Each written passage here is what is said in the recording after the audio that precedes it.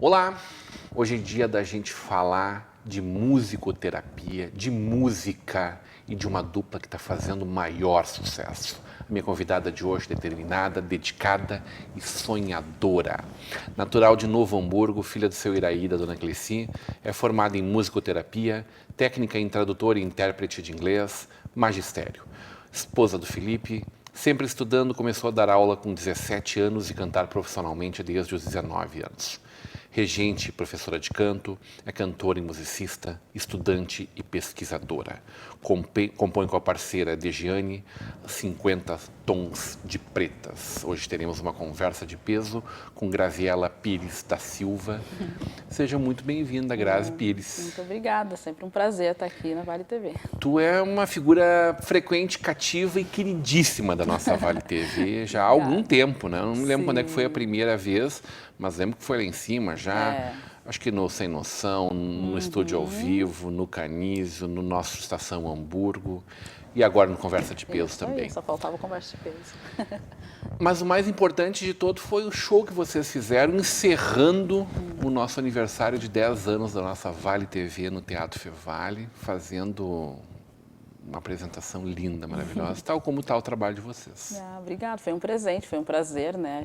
Eu particularmente, por ser da cidade, é sempre importante estar em todos os eventos que trazem, né, os espaços importantes da nossa cidade. Né? Ô Grazi, como é que está esse momento de fama aí? De muito sucesso que vocês estão fazendo. A gente curte, assim, todos os momentos, né? A gente sempre tem essa visão, assim, muito pé no chão, né? A gente já está na música há mais de 15 anos, a Dê há mais de 20 anos. A Degiane toca aí só com os grandes astros da nossa música, né? Então, a gente, claro, curte, é muito importante essa visibilidade, porque o que a gente quer é que a nossa voz ecoe cada vez mais longe, né?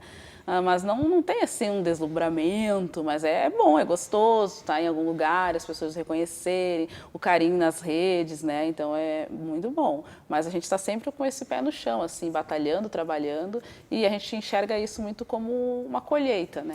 Brasil afora. Essa barreira rompida do nosso estado foi um momento muito marcante para vocês, né? Sim, super importante, ainda mais no Rio de Janeiro, né? Que é a terra de samba, né? Então foi no Santa Teresa, né? Um bairro boêmio da música e tudo mais. Então foi uma estreia de pé direito, assim, e a gente já está planejando a nossa volta agora. Não sei se a terra do samba é o Rio de Janeiro ou é a Bahia. Então, há divergências, né? O poetinho dizia que era Bahia.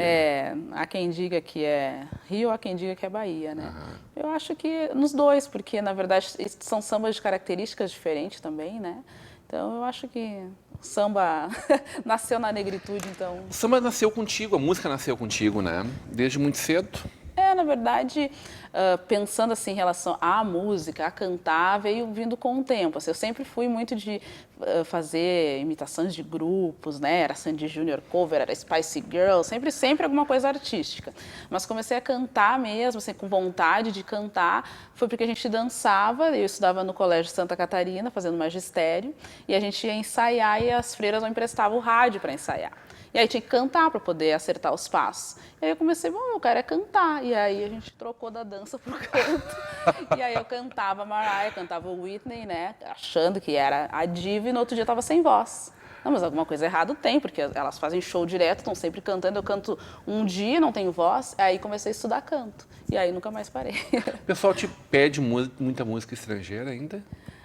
Agora sim, até que não. Porque vocês estão com uma identidade muito de raiz nossa, assim. Não, agora sim, praticamente eu nem trabalhando... sabia que tu cantava Mariah Carey. Não, na verdade, o meu projeto sempre foi violão e voz. Nunca tive banda, As Pretas são a minha primeira banda. E aí sempre cantava, fazia o bloco de samba, o bloco de reggae, o bloco das internacionais e o bloco de MPB. Então eu cantava de tudo. Na noite tem que cantar de tudo, né? Então sempre cantei muita música internacional. Um show completo. Sempre fazia de tudo. E agora que a gente está mesmo na raiz. E eu brinco com a Dê e digo, nossa, eu nem sabia que eu sabia cantar tanto samba, que isso tá em ti, né? Bem natural. E as pessoas dizem, mas tu cantava samba. Nem eu sabia que eu cantava tanto, porque a gente cresce ouvindo. Então a gente canta, na verdade, as nossas referências, né? E aí, então, foi muito espontâneo, assim, essa criação do nosso repertório e tudo, né? Como é que nasceu os 50 Tons de Pretas? Então, a gente trabalha há 10 anos... O trocadilho do nome é fantástico, né? Sim, a gente trabalha há 10 anos em Campo Bom como professoras de música, né? Então, a Degiane regente das bandas marciais e eu regente dos corais municipais. Sempre os nossos encontros musicais com os alunos. E aí, em 2017, então, a primeira-dama pediu para que a gente fizesse uma apresentação para o Dia da Mulher. Tá, vamos fazer. Pediu para mim e eu disse, vamos unir umas pretas e vamos levar, porque a gente precisa de representatividade em Campo Bom. Vamos. Aí chamei algumas que eram alunas, uma que trabalhava na prefeitura com a gente e fizemos. Vamos cantar 3 músicas, que era o que deu para fazer de um dia para o outro, assim. Aí saímos do palco e, não, queremos vocês não sei aonde, queremos... E aí começou, e a gente, bom, então vamos estruturar isso, né, e vamos levar. E aí ficamos, eu e a Degiane, então, levando essa frente mais profissional, digamos assim, né. Mas ele nasceu lá, assim, de uma forma bem espontânea também. Quando veio o primeiro convite para ir para uma rádio da capital, como é que foi isso? É sempre bom, né, Rodrigo? A gente sempre... Eu tomei um susto quando eu vi vocês a tarde inteira no programa da Gaúcha lá. Sim. E arrepiado, assim, do início ao fim, porque, evidentemente, o trabalho de vocês é lindo, vocês cantam lindamente, mas pela emoção de ver, puxa, que barreira bonita romperam aqui de sair da nossa região. Sim. Porque também tem uma cena muito forte do samba em Porto Alegre. Sim. Na nossa região tem muito mais o carnaval, evidentemente, né? A gente tem muito pouca coisa, assim, puxa, me lembro agora do grupo do Vladimir ali, que fazia samba, que faz samba. Um outro bar que tenha um pouco mais. Em alguns momentos, eu acho que já foi mais forte essa cena regional. Então, a gente tem muito pouco isso, né? E vocês estavam lá na terra onde nós temos sambistas que saíram daqui para o Brasil. Sim. Não, a gente sempre fica lisonjeada, né, de poder estar levando o nosso trabalho. O samba, na verdade, é a nossa vertente. Porque a vitrine é fantástica, né? Maravilhoso, sempre, para todo artista. Eu tenho certeza que muita gente te ouviu naquele dia. Sim, sempre dá repercussão gigante, assim, né? As pessoas comentam, depois passa muito tempo e eles continuam comentando, né? E a gente, na verdade, a gente sempre fala que o samba é a nossa vertente, mas a gente faz som brasileiro, né? Música brasileira, as nossas músicas autorais. Tu vai ver agora que a gente está lançando aos poucos no Spotify aí, né? Estamos no processo de gravação. Então tem samba, tem groove, é som Brasil mesmo. A gente traz os elementos, né, da nossa negritude para o nosso som, assim. Falando em negritude, vamos falar de racismo? Vamos, sempre importante. Um ponto sempre delicado da gente conversar. Como é que tu tratou isso na tua caminhada, na tua vida? Então... Nunca foi panfletária exatamente, mas sempre teve uma consciência. Sim, na verdade, hoje, quando eu começo a olhar para trás, eu sempre volto da mesma história, sempre falo muito da minha avó, né? Porque a minha avó, eu acredito que da forma dela, ela sempre colocou em mim essa consciência e hoje eu tenho essa maturidade para enxergar, né? Então eu sempre comento quando ela dizia para mim, Graziela, vai, te arruma e vai direitinho que só vai ter tu. E aí quando eu voltava, ela perguntava, e aí, como é que foi? Foi legal, não sei o que, tinha mais algum negro? Não, vó, não tinha. Normalmente não tinha. E aí, hoje eu entendo por que ela perguntava isso. Primeiro, com medo de que eu fosse discriminada nos espaços, porque eu sempre fui de ir onde eu tivesse vontade de ir. Né? Não tinha aquela coisa, não vou lá porque não tem negro, só tem branco lá. Eu ia. Eu achava, se eu preciso, se eu gosto, se eu acho que eu devo ir, eu vou estar nesse espaço. E segundo também, porque ela sempre me indagava, Graziela, mas cadê os outros negros? Onde é que eles estão? E aí a gente começa a se questionar de uma forma mais reflexiva, né? Por que só tem eu? Né? E aí começa a fazer essa pesquisa interna e da nossa história enquanto negros, né? Porque nunca é uma coisa, o racismo não é uma coisa individual, né? Porque a gente diz, mas eu nunca sofri, não é assim. Não, o racismo é uma coisa estrutural. Então tu começa a entender que é a nível social. Então o fato de só ter eu, ou só ter poucos negros em alguns espaços, tem a ver, sim, com racismo estrutural. E de que forma a gente vai combater com isso, porque não é uma coisa gritada, né? Ninguém chega e diz, não, a gente não contrata negros. Isso simplesmente não acontece. E aí tu começa a questionar por quê, né? Então, acho que hoje, claro, com a questão da pesquisa, de dar aula, de estar nos espaços, ser geralmente a única professora negra da escola. Então, isso a gente começa a puxar para si. Bom, de que forma eu posso contribuir para que isso não fique se repetindo como uma coisa natural, né? A gente tem que refletir e criticar um pouco isso, mas também se colocar a serviço de fazer essas mudanças, né? De que forma a gente pode, com políticas públicas, ir melhorando essa realidade, Grazi?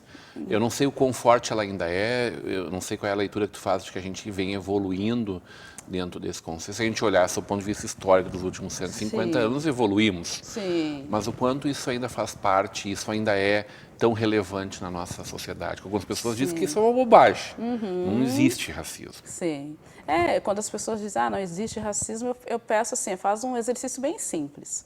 Na semana, né? Vai em alguns espaços, e não digo nem espaço assim de elite, pode ser um espaço normal, no supermercado, vai numa rede de hospital e começa a observar onde as pessoas negras estão colocadas, quais os espaços que se reserva para elas, e começa a pensar isso por quê?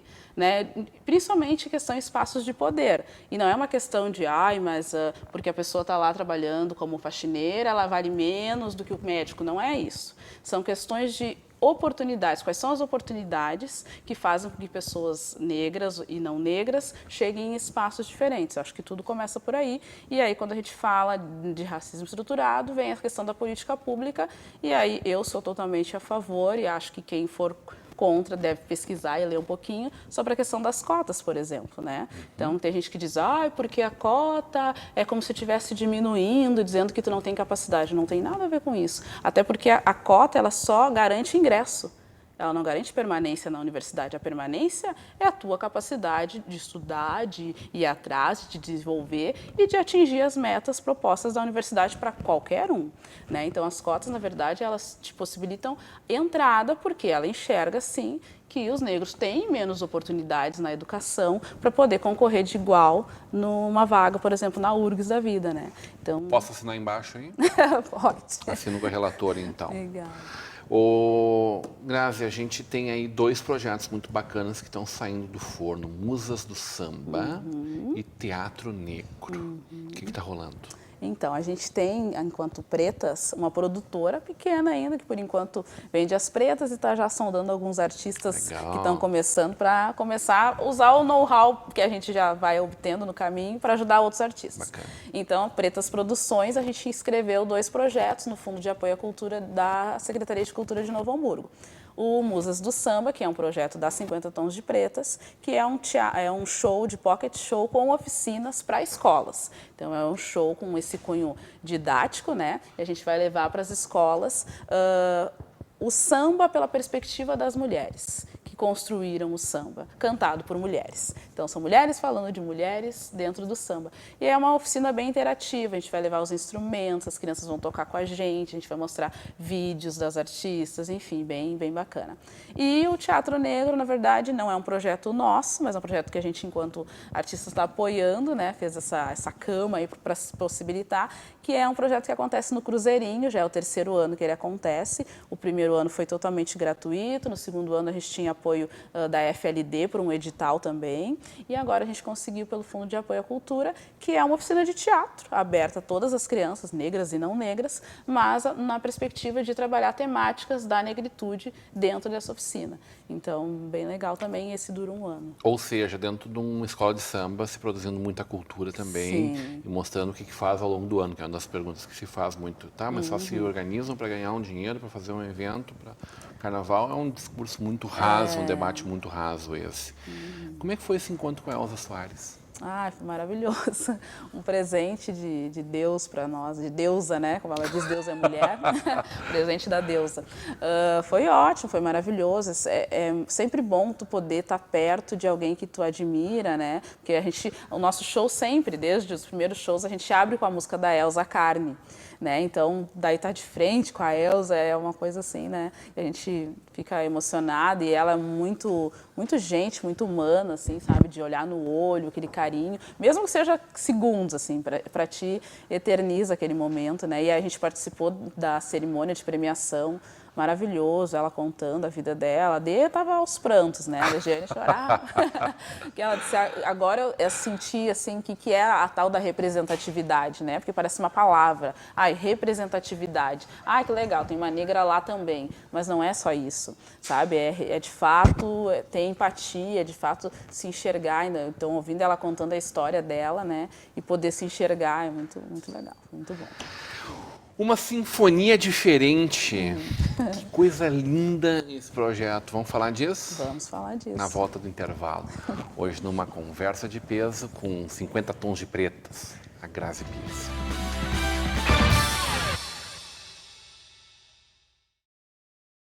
De volta para uma conversa de peso, hoje recebendo Grazi Pires, essa musicista regente, professora de canto, cantora, estudante, pesquisadora.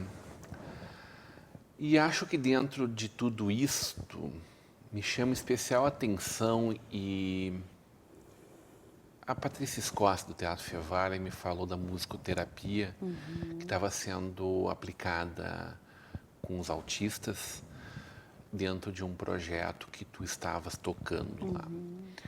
E eu disse assim, puxa vida, mas como funcionaria isso dentro de um universo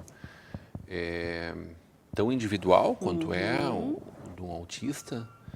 E ainda o prisma de tu teres eles interagindo a partir da música, né? Então tu quebra duas barreiras, né? De ele sair daquele seu mundo e de ele ainda se interrelacionar com outros mundos. Que força gigantesca é essa que a música proporciona, Grazi? Sim, a música eu acho que é o lugar onde a gente pode acolher todo mundo. Todos e todas se sentem acolhidos na música e não tem exclusão, não tem distinção. Acho que na música é o único espaço onde a gente se sente realmente integrado com todos, né? E com os autistas não é diferente, né? Eles se conectam muito com a música e com as pessoas através da música. Apesar de essa ser uma característica de ser a dificuldade deles, né? Da integração com os demais, na música isso a gente consegue chegar neles e trazer eles para nós, né? Então, quando a gente vê os pais falando, muitas vezes é através da música também que o pai consegue aquele único olhar que o pai fica esperando às vezes para ter da criança, e aí com a música isso acontece. Tem pais que se encontraram a partir desse mundo, a partir desse momento, a partir do projeto? Se encontraram com seus filhos. Com seus filhos, sim, sim. A gente agora eles vão trazendo feedback, né? Então a gente tem crianças desde 2 anos até 24 anos no projeto, né? E são 31 agora no projeto. Então eles vão trazendo esse feedback para nós, assim. Por enquanto, a gente ainda não teve as sessões com a família junto. A gente teve agora, essa segunda passada, um momento onde a gente fez uma construção coletiva das crianças com as famílias e com os voluntários. Mas aí eu fui fazendo a parte musical e os outros musicoterapeutas mais no entorno, mas eles estavam fazendo uma atividade de construção. Mas Porque há uma volta imediata quando existe um risco na volta, é isso? Eles voltam a se fechar. Pode acontecer. Quando quebra agora a confiança do momento. A gente começou o projeto em fevereiro, os atendimentos, mas a gente já está em contato com essas famílias desde outubro do ano passado. Entendi. Então já tem toda uma relação, porque a gente tem uma rotina. Então, para o autista é muito importante que ele saiba o que vai acontecer. Então, com a previsibilidade, a chance de tu ter uma desorganização é menor. Então, ele sabe que ele vai entrar no teatro que ele já conhece, né, que é gigante. Ele sabe que ele vai ter uma canção para tirar o sapato e que vai ter um tatame onde todo mundo vai sentar lá. E ele sabe que é no tatame onde a música acontece. E aí a gente só sai do tatame se a gente for fazer uma outra atividade musical que a gente convida para sair do tatame. Então isso já está estabelecido. Então pensa aquele teatro gigante. Se organiza muito o espaço deles. Organiza e dá segurança para eles, né? Entendi. Então, a música organiza, porque ela tem ritmo, ela tem tempo, ela tem um andamento, que todo mundo vai junto. E saber onde tudo vai acontecer também organiza. Então, é mais difícil deles, se fechar, mas pode acontecer. Às vezes, está todo mundo no tatame e tem um que não quer estar no tatame. Ele está lá longe. E, às vezes, ele está lá, mas ele está olhando e fazendo lá onde ele está a atividade com o grupo. Mas, às vezes, ele quer estar junto, mas não está perto, que é diferente, né? A gente acha que está junto tem que estar perto, nem sempre. Então, eles também têm, a gente vai aprendendo a ler eles, né? Mas sempre com a música para trazer essa conexão. Eu não tinha ideia dos números do autismo. O número é gigantesco. É gigantesco. Uma pessoa a cada 70. Uma pessoa a cada 70. Isso aí é um número... E Aqui grande nessa quadra tem maioria alguém... meninos.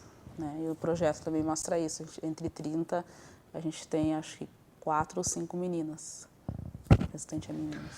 Dia 2 de abril foi o dia da conscientização, né? É um dia mundial de conscientização do autismo. E o Jornal do Almoço da RBS TV fez uma matéria especial sobre o autismo, trazendo exatamente o projeto que é feito aqui no Teatro Fevale por ti, por essas crianças. Mostrando essa caminhada que tu estás fazendo com eles, mas também os próximos passos, né? Tem desmembramentos. Quando a gente fala de uma sinfonia diferente, e é o primeiro musical de crianças autistas do Rio Grande do Sul, a gente está falando de uma sinfonia realmente. Essa gurizada vai estar se apresentando junto em seguidinha para a gente ver. Vai estar se apresentando. Já temos data, então, 1º de setembro.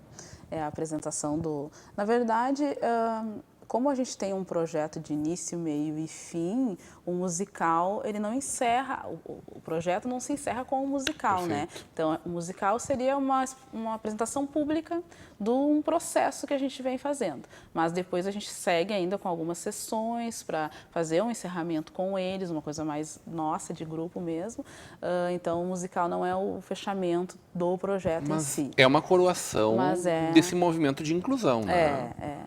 E é realmente para trazer a informação, para trazer a comunidade para perto, sabe? Para conhecer que universo é esse, né? Porque a gente não está mais tolerando de que as pessoas diferentes têm que ficar ali e nós aqui. Não. Nós temos todos que nos adaptar. A gente tem que acolher as pessoas e para acolher tem que ter informação. Porque as pessoas às vezes não deixam de acolher por maldade ou por...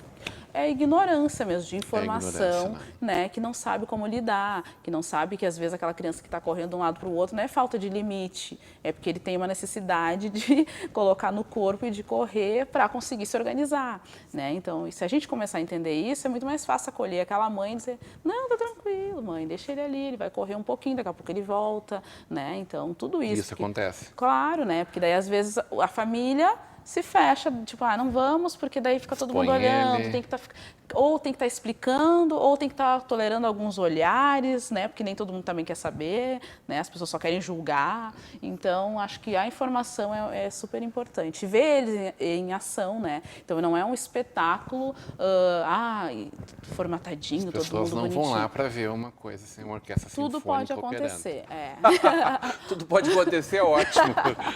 Né? Porque vai depender muito de como eles vão estar naquele dia, porque vai ser mais uma sessão. É óbvio que a gente vai conversar, vai preparar eles. A gente tem todo um processo de dessensibilização. Então, agora são 30, mas esses 30 não se conhecem. Então, a gente trabalha em pequenos grupos, de 5, nós somos 7 grupos. Durante toda a segunda-feira, 7 grupos são atendidos lá no teatro. Aí, agora em julho, todo mundo que faz de manhã vai se juntar num grupo só. Então, já não são mais só 5, são 15. Progride. Aí, em agosto, junta todo mundo, começa o ensaio de noite e já entra uma banda junto, que é a banda que vai estar junto no musical, para eles acostumarem com esse som alto, para eles acostumarem com essa luz. E aí a gente começa a convidar pessoas para assistir esse ensaio, para acostumar com a palma, que alguns... Opa, que som é esse, né? Tem gente que tolera, tem gente que não tolera, para a gente saber o nosso limite também. Porque daqui a pouco a gente vai dizer no dia, pessoal, não batam palmas. Pode ser que sim, pode ser que não, é uma construção, né? Então, mas isso tudo a gente vai caminhando e preparando eles, a previsibilidade. Se eles souberem que vai estar cheio de gente, e que vai ter palmas, e que o som vai dar alto, e que vai ter luz amarela, verde, não sei o quê, e no momento que eles já ensaiaram que isso vai acontecer, bem provável que a gente não tenha muitas surpresas, mas, né, estamos preparados. Como é que tu tá diante dessa construção, dessa caminhada aí, hein? Eu tô feliz, assim, eu, graças a Deus... Nunca fez um projeto Não. dessa, não vou nem dizer dessa dimensão, porque tu fez coisas muito grandes, mas eu digo da magnitude como um todo desse trabalho, né? Não, na verdade, que eu conheci esse projeto em 2015, né, com a Ana Carolina, que é quem criou esse projeto lá em Brasília. Então, ela criou o projeto, começou com uma apresentação, depois fez uma metodologia que ela foi levando para outros estados. E quando eu conheci na musicoterapia, a gente era do centro acadêmico, já fiquei apaixonada pelo projeto, um dia, quem sabe, né? Tu foi para Londres para buscar aperfeiçoamento mesmo. Sim, ano passado, graças a Deus, tive a oportunidade de fazer um curso de verão de musicoterapia em Londres e foi muito legal porque daí eu pude também experimentar outras terapias que eles fazem lá. Eles fazem arte-terapia, desenho-terapia, dança-terapia, várias. Então a gente fazia estudos de caso e fazia a imersão no nosso curso, né? Era um curso de verão, foi rápido, mas sempre a gente aprende, né? Daí fiz contato com os colegas que eu tenho até hoje, assim, foi bem legal. E aí agora também a Carol, que é essa que criou o projeto, essa musicoterapeuta, está expandindo. Ela levou para Barcelona já o Sinfonia, ela está com projetos de levar para a Califórnia, então ele está indo mundo afora e para mim é um privilégio poder estar à frente desse aqui, né? Uma sinfonia diferente, que dia de setembro? 1º de setembro. 1º de setembro, todos nós temos um encontro marcado lá no Teatro Fevale para conhecer, para prestigiar, acima de tudo, esse lindo momento. Mais do que qualquer coisa, um momento emblemático para a vida dessas crianças, dessas famílias como um todo, né? Sim. Pensar que alguns poucos anos atrás, ou talvez algumas dessas crianças tinham pais que escondiam elas do convívio social por conta da dificuldade de lidar, e uma forma de proteção, evidentemente, das famílias. E hoje a gente tem aí tanta gente trabalhando para que essas pessoas tenham uma vida o mais normal possível, né? Evoluindo e convivendo comunitariamente, como a gente consegue fazer. Grande parte das pessoas normais consegue fazer, nem todas conseguem, né? Depois das redes sociais. Ô, Grazi, fala pra mim o que tá vindo pela frente aí pras pretas. Para as Como é que tá a pretas, agenda? então. Agora sim, finalzinho de junho, a gente vem a estreia então do Musas do Samba, né? 28 de junho é o primeiro show das Musas do Samba aqui na Escola José Bonifácio, que é a escola que eu estudei, que eu fiz magistério, trabalhei 4 anos, a Escola do Coração, né, lá no Primavera. Então vai ser a primeira escola que vai receber o Musas do Samba. E aí agora, depois vem mês de julho, mas de cor, tem que olhar nas redes das pretas. Acompanhar as redes das pretas, que tem muita gente já acompanhando também. Fã do trabalho, fã de vocês duas, fã do trabalho de vocês. Obrigada. E também quero fazer um destaque especial para a Patrícia Scossi, né? Que faz um lindo trabalho à frente do nosso Teatro Fevale, trazendo a comunidade para dentro de verdade, não são só os shows nacionais e internacionais que passam por lá. Ela abre a oportunidade, desenvolve lindos projetos, como uma sinfonia diferente, como o projeto junto com a Daniela Blaut e com a Cris Fuergs, né, voltados para a terceira idade. Né? Ativamente. O Ativamente, obrigado por me ajudar. Então, parabéns a Opus Produções, que mantém o nosso teatro aqui, e principalmente por quem está à frente desse projeto, que é a Patrícia Scossi, uma grande parceira nossa. Isso é a embaixadora do Sinfonia, Patrícia. Obrigado pelo teu carinho sempre conosco. Obrigada. E sucesso crescente, maior, que a gente possa ficar muito orgulhoso de ver vocês voando muito alto sempre. Amém, que assim seja. Obrigada, tá? Obrigada pelo convite. E um beijo para a Degiane também. 50 tons de pretas, hoje numa conversa de peso com a Graziela Pires da Silva, a Grazi Pires. Continue agora com a programação da nossa Vale TV, da nossa rede comunidade de televisão.